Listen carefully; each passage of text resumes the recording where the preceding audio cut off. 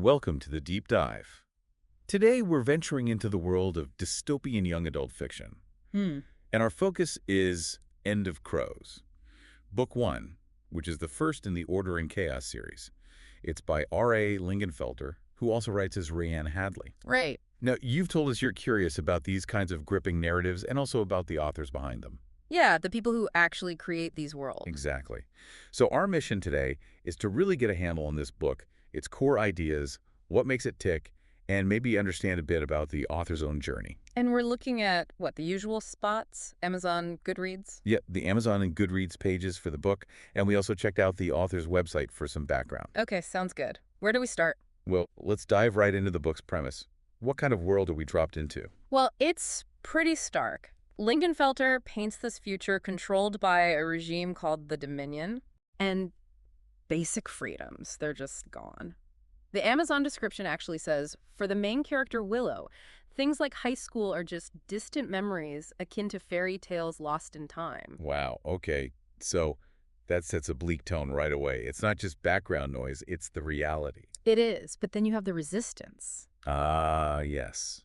The crows. Yeah. Hidden away in the Colorado mountains, it sounds like. That's right. They represent that pushback against the Dominion, that classic, resistance against tyranny. The underdog story. Exactly. And the story really follows Willow as she gets kind of tangled up with them. So it becomes her fight, too. It seems so.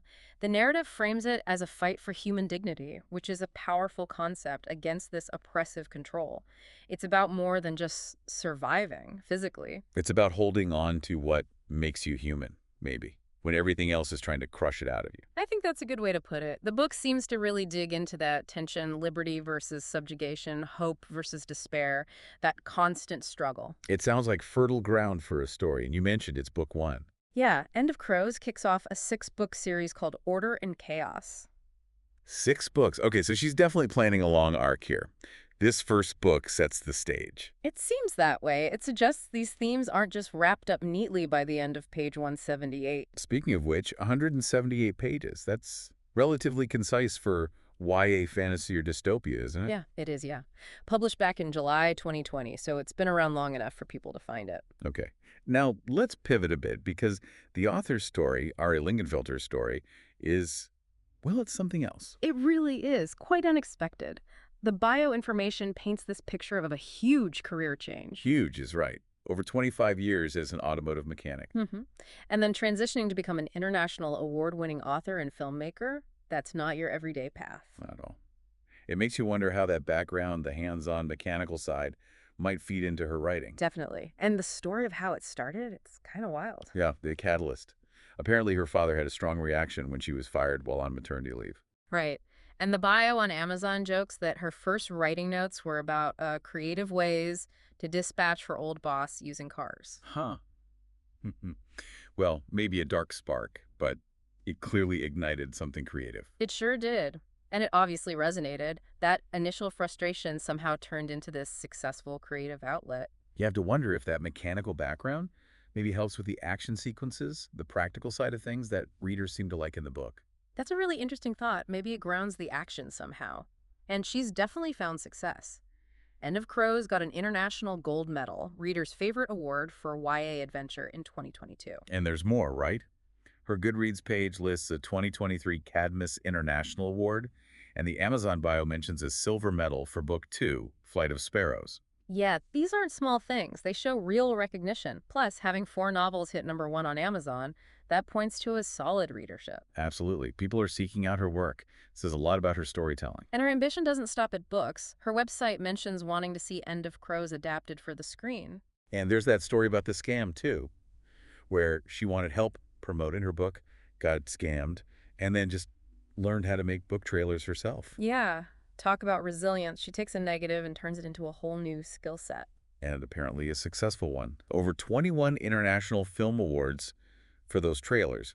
Now she's even writing a screenplay.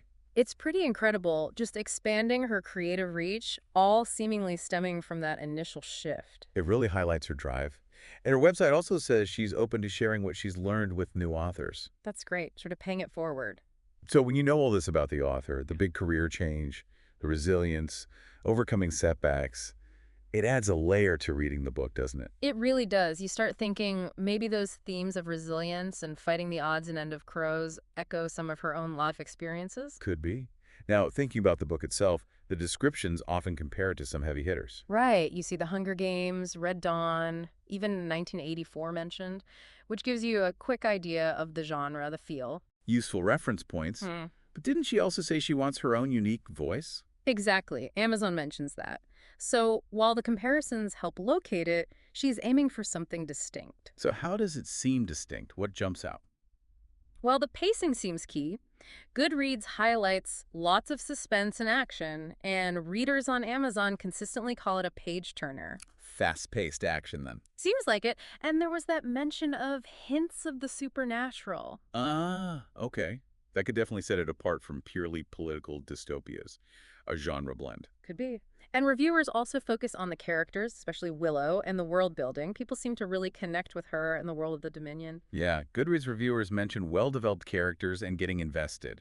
And awesome world building comes up a lot, too. Suggests she's managed to create a future that feels believable, even if it's terrifying.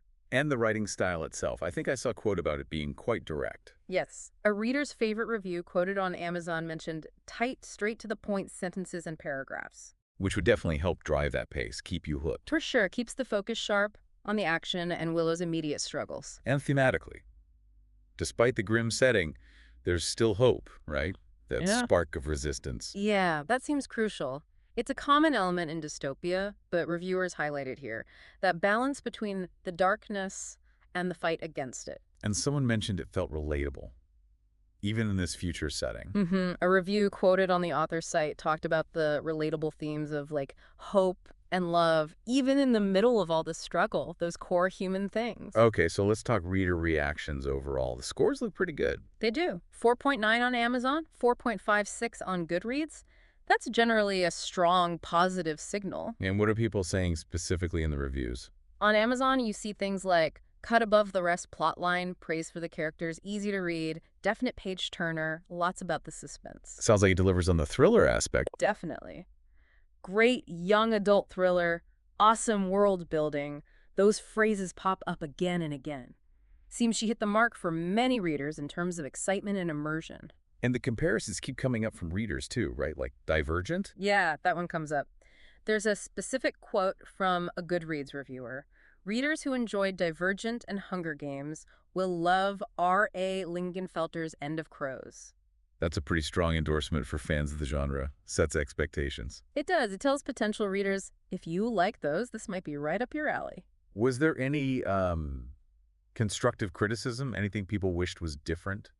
A little bit. A few comments on both sites mention wishing the book was longer or wanting a bit more depth in some of the relationships. Which, honestly, sometimes just means they were really into it and wanted more. Exactly. It can be a sign that you've created something people are invested in, even if it's framed as a small critique.